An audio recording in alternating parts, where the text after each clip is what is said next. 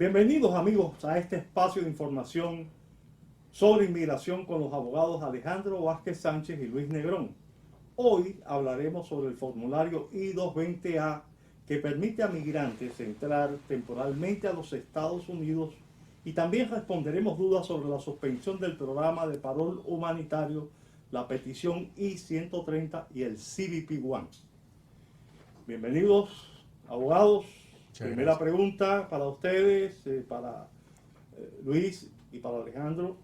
Explíquenos por favor qué es el formulario I-220A y bajo qué consideraciones humanitarias se le permite a una persona que ha llegado a los Estados Unidos a retrasar una posible deportación con ese formulario. Adelante. Sí, buenas tardes. Bienvenidos aquí al programa de inmigración, conversando con ustedes.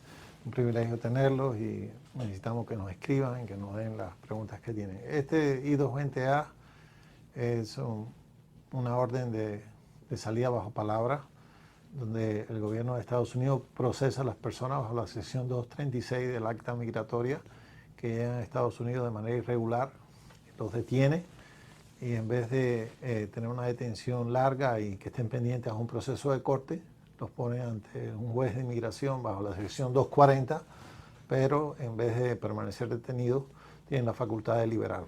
Ha sido un documento polémico porque al mismo tiempo, aunque posibilita la salida de las personas sin una fianza, en muchos casos, en los casos de que hay posibilidad de ajuste de estatus, no lo posibilita porque no se considera como un paro. Y es un documento que lleva un control por las autoridades migratorias de enforzamiento, que la persona debe concurrir periódicamente, en la mayoría de los casos, a conocerse el estado del mismo y el cumplimiento de las medidas que tiene y las restricciones que conlleva esta I-220A. Luis, yo creo que debes agregar algo porque tú dominas y hablas. Bueno, las responsabilidades que tienen las personas en cuanto a la I-220A, bueno, las personas tienen que mantener informado a inmigración en todo momento si hay un cambio de dirección, si las personas piensan viajar a algún lugar fuera del estado, por ejemplo, tienen que pedir permiso.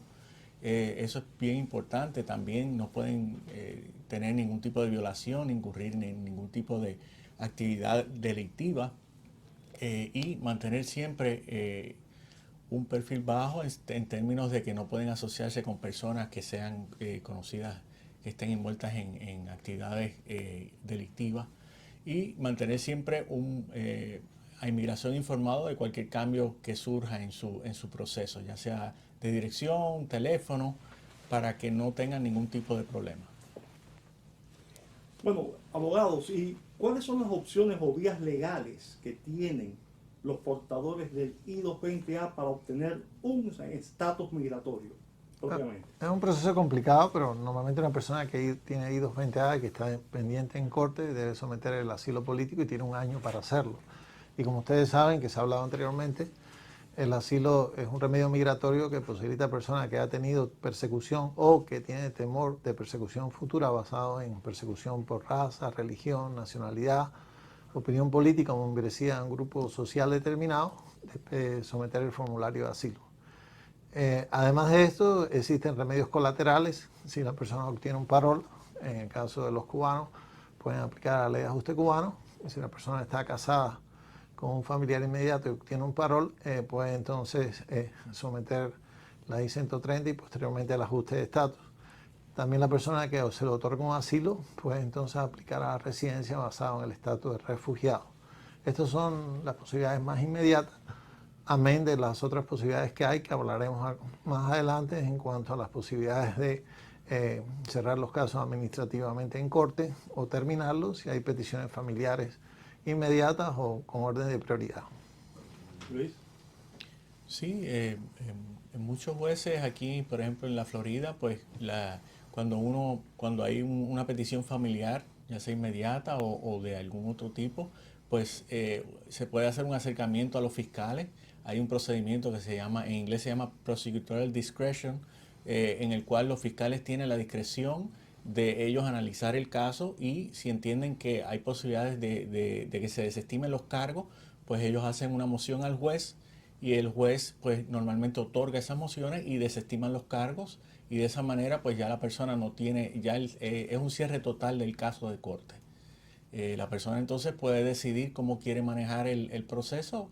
Puede ir delante de inmigración, ya sea en algunos casos puede presentar el caso de asilo con inmigración, o en otros casos, pues si la persona tiene un parol o tiene una petición familiar, pues hay otras posibilidades que pueden explorar a través de UCIS.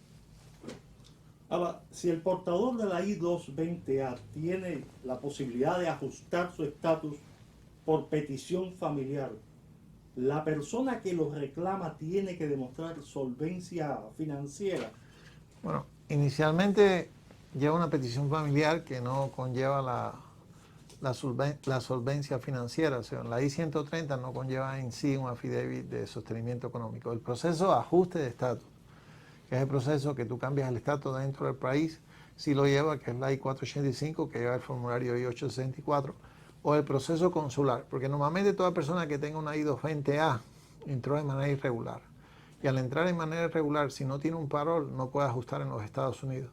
Tiene que salir a un consulado y regresar con su residencia a través de un proceso consular. En ese proceso consular lleva un affidavit de sostenimiento económico, pero se debe aclarar que la persona para poder salir tiene que pedir normalmente un perdón por la entrada irregular, porque si no pide ese perdón por haber violado las leyes migratorias, va a estar sujeto a una penalidad. Eso es algo que es técnico, pero es muy importante, y hay que distinguir entre el proceso de ajuste de estatus y el proceso consular. Ahora, inicialmente la I-130 lo que lleva es demostrar los vínculos de parentesco y que el peticionario sea ciudadano americano o residente legal.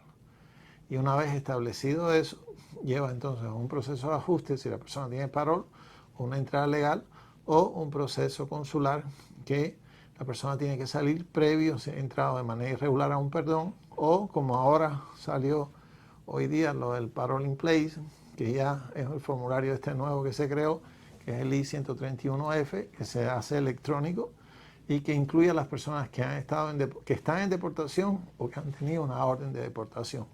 La única cosa que lleva es que tienes que haber estado casado con un ciudadano americano hasta junio 15 del 2024, antes de esa fecha, no posterior, y haber tenido 10 años mínimo de presencia física a junio 15 del 2024. Luis.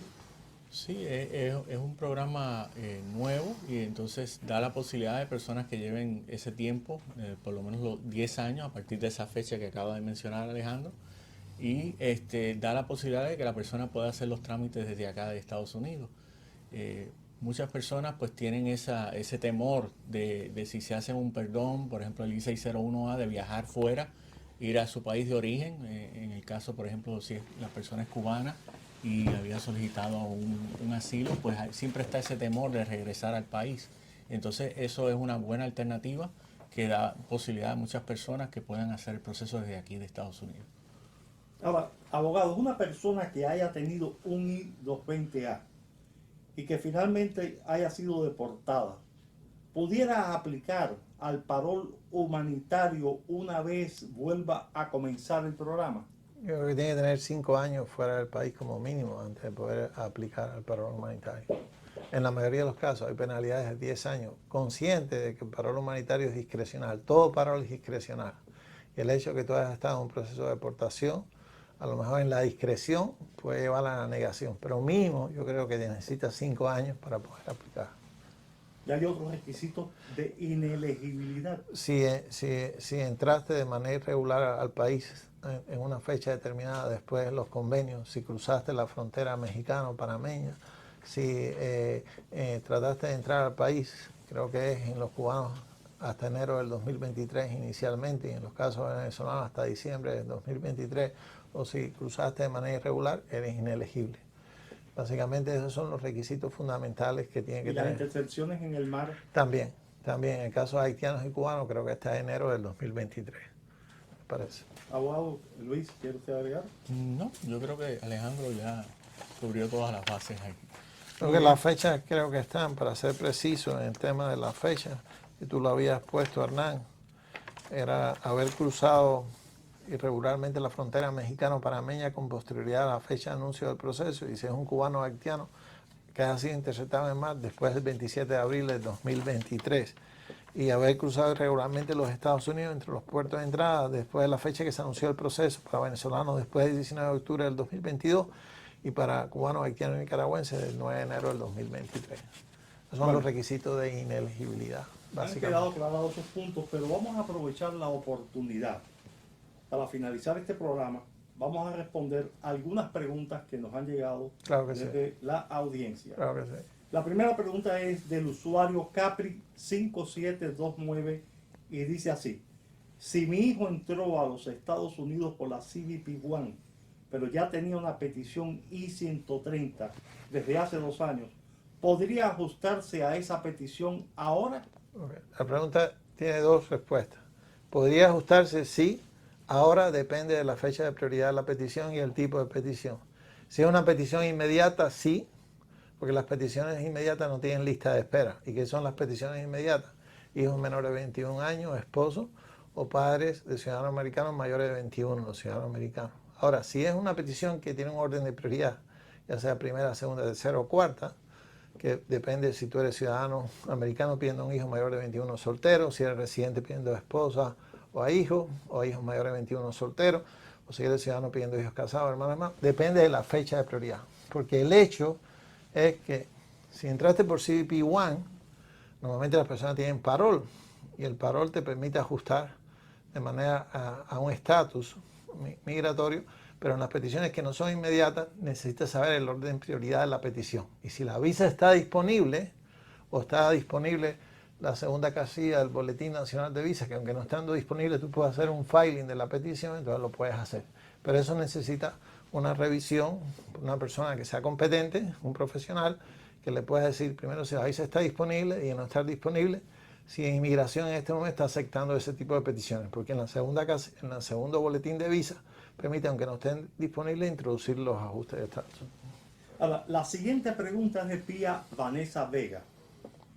Si el cuñado pidió por parol humanitario a la madre y a los 3 niños de ella, pero solo la madre fue aprobada y ya tiene cerrado el caso y la autorización de viaje, ¿qué pudiera hacer para traer a los 3 niños? Bueno, ahí yo voy a hablar, y Luis también, pero la persona que está al lado tuyo es la persona que maneja más en la oficina el tema de ese parol humanitario. Yo creo que no puede hacer mucho a no ser que venga y después pida a los 3 niños, porque básicamente si ya está cerrado el caso de los 3 niños y no se incluyeron, él tiene que venir y entrar, hacerse residente y pedir después a los niños, o que si tiene un padre o una madre aquí, los pide.